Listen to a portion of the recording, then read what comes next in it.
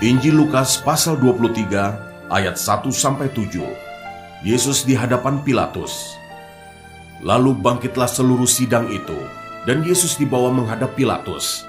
Di situ mereka mulai menuduh dia, katanya, "Telah kedapatan oleh kami bahwa orang ini menyesatkan bangsa kami dan melarang membayar pajak kepada Kaisar.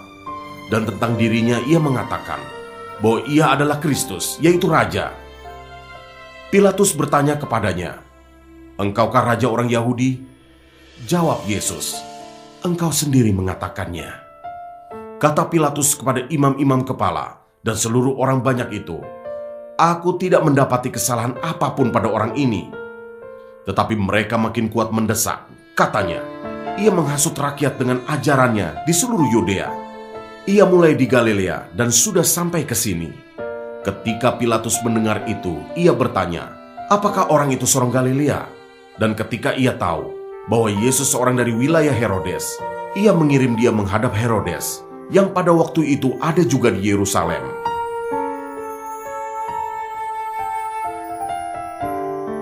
Ayat 8-12, Yesus di hadapan Herodes.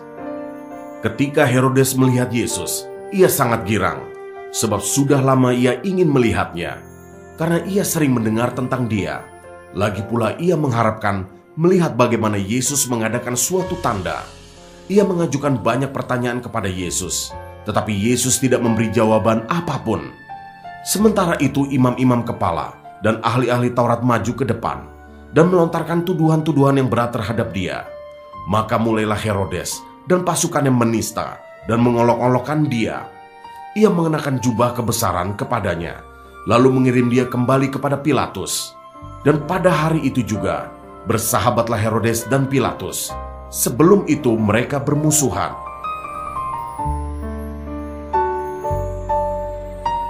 Ayat 13-25, Yesus kembali di hadapan Pilatus.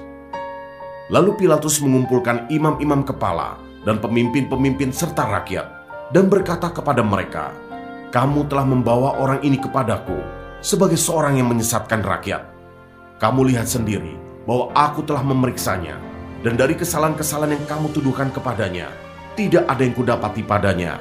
Dan Herodes juga tidak, sebab ia mengirimkan dia kembali kepada kami. Sesungguhnya tidak ada suatu apapun yang dilakukannya yang setimpal dengan hukuman mati. Jadi aku akan menghajar dia, lalu melepaskannya. Sebab ia wajib melepaskan seorang bagi mereka pada hari raya itu." Tetapi mereka berteriak bersama-sama, "Enyahkanlah dia, lepaskanlah Barabas bagi kami." Barabas ini dimasukkan ke dalam penjara berhubung dengan suatu pemberontakan yang telah terjadi dalam kota dan karena pembunuhan. Sekali lagi Pilatus berbicara dengan suara keras kepada mereka, karena ia ingin melepaskan Yesus. Tetapi mereka berteriak membalasnya, katanya, "Salibkanlah dia, salibkanlah dia." Kata Pilatus untuk ketiga kalinya kepada mereka, "Kejahatan apa yang sebenarnya telah dilakukan orang ini? Tidak ada suatu kesalahan pun yang kudapati padanya, yang setimpal dengan hukuman mati. Jadi aku akan menghajar dia, lalu melepaskannya." Tetapi dengan berteriak mereka mendesak dan menuntut supaya ia disalibkan, dan akhirnya mereka menang dengan teriak mereka. Lalu Pilatus memutuskan supaya tuntutan mereka dikabulkan, dan ia melepaskan orang yang dimasukkan ke dalam penjara karena pemberontakan dan pembunuhan itu sesuai dengan tuntutan mereka. Tetapi Yesus diserahkannya kepada mereka untuk diperlakukan semau-maunya.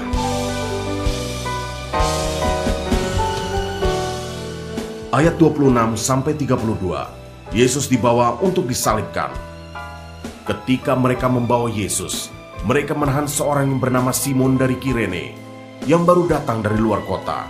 Lalu diletakkan salib itu di atas bahunya, supaya dipikulnya sambil mengikuti Yesus. Sejumlah besar orang mengikuti dia, di antaranya banyak perempuan yang menangisi dan meratapi dia.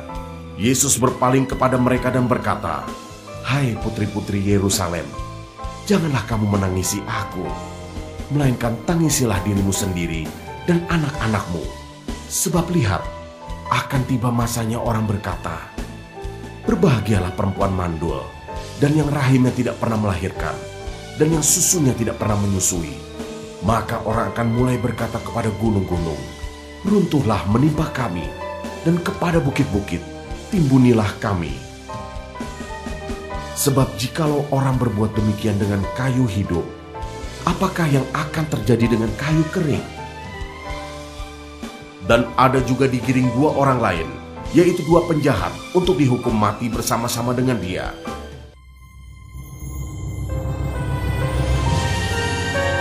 Ayat 33-43, Yesus disalibkan.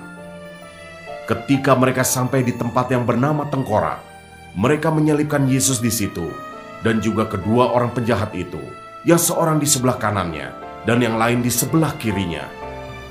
Yesus berkata, "Ya Bapa, ampunilah mereka, sebab mereka tidak tahu apa yang mereka perbuat."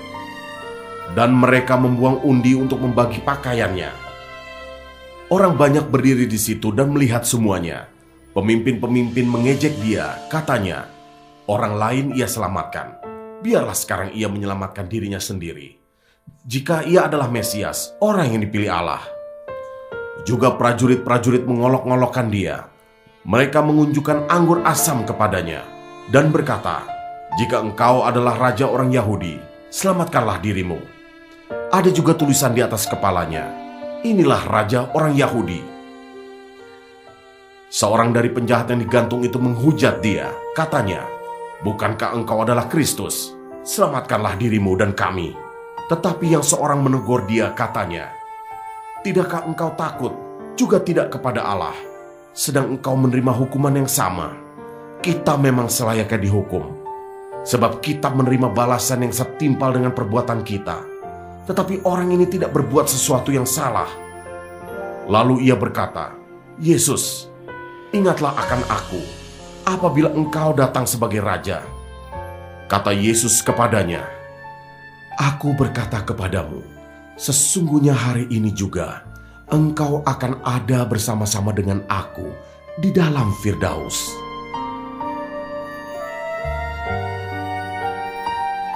Ayat 44-49, Yesus mati. Ketika itu, hari sudah kira-kira jam 12, lalu kegelapan meliputi seluruh daerah itu sampai jam 3. Sebab matahari tidak bersinar dan tabir bait suci terbelah 2. Lalu Yesus berseru dengan suara nyaring, "Ya Bapa, ke dalam tangan-Mu kuserahkan nyawaku." Dan sesudah berkata demikian, ia menyerahkan nyawanya. Ketika kepala pasukan melihat apa yang terjadi, ia memuliakan Allah, katanya, "Sungguh, orang ini adalah orang benar."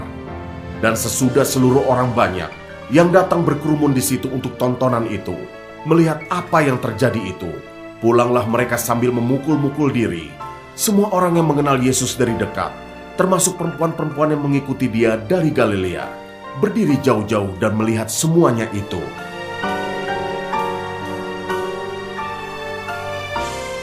Ayat 50-56a, Yesus dikuburkan. Adalah seorang yang bernama Yusuf. Ia anggota majelis besar dan seorang yang baik lagi benar. Ia tidak setuju dengan putusan dan tindakan majelis itu. Ia berasal dari Arimatea, sebuah kota Yahudi, dan ia menanti-nantikan kerajaan Allah. Ia pergi menghadap Pilatus dan meminta mayat Yesus.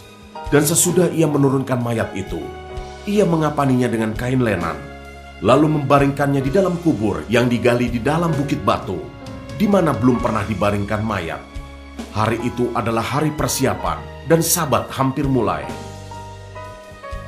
Dan perempuan-perempuan yang datang bersama-sama dengan Yesus dari Galilea ikut serta, dan mereka melihat kubur itu dan bagaimana mayatnya dibaringkan.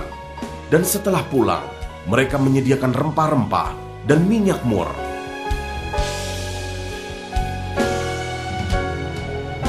Ayat 56b, kebangkitan Yesus. Dan pada hari Sabat, mereka beristirahat menurut hukum Taurat.